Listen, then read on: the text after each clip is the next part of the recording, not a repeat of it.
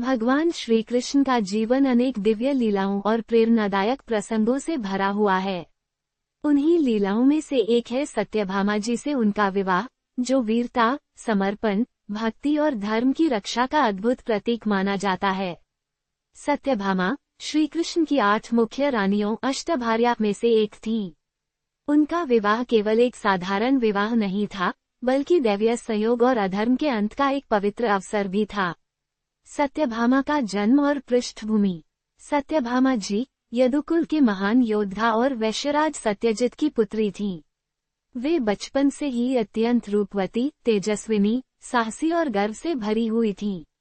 सत्यभामा को शास्त्रों में भूदेवी का अवतार भी कहा गया है।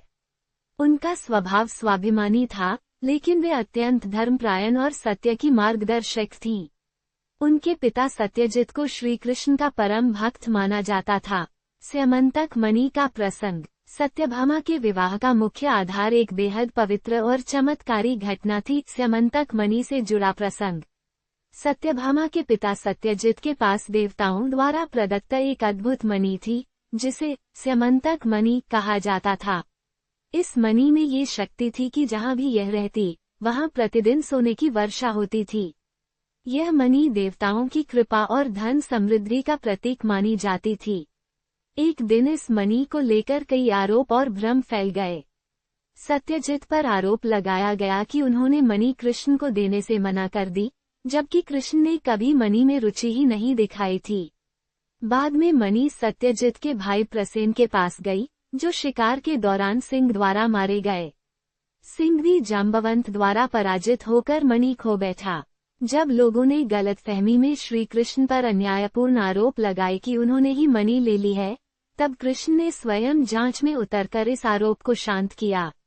वे जाम्बवंत के पास पहुंचे और उनसे कठोर युद्ध किया।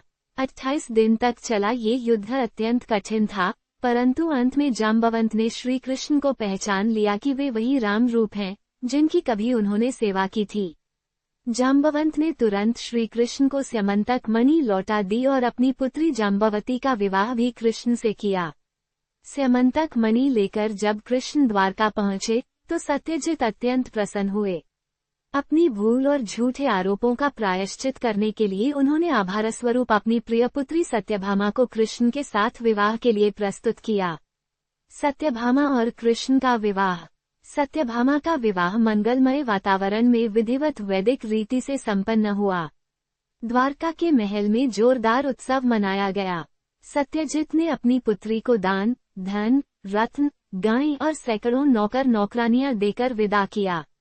सत्यभामा का स्वभाव थोड़ा गर्वयुक्त था, परंतु श्री कृष्ण ने अपनी मधुर, विनम्र और प्रेममय लीला से उन्हें संतुलित और शांत बनाना सिखाया। सत्यभामा को श्री कृष्ण का विशेष स्नेह प्राप्त था और वे कृष्ण के साथ युद्ध और धर्म स्थापन की लीलाओं में भी सहभागी रहीं। सत्यभामा और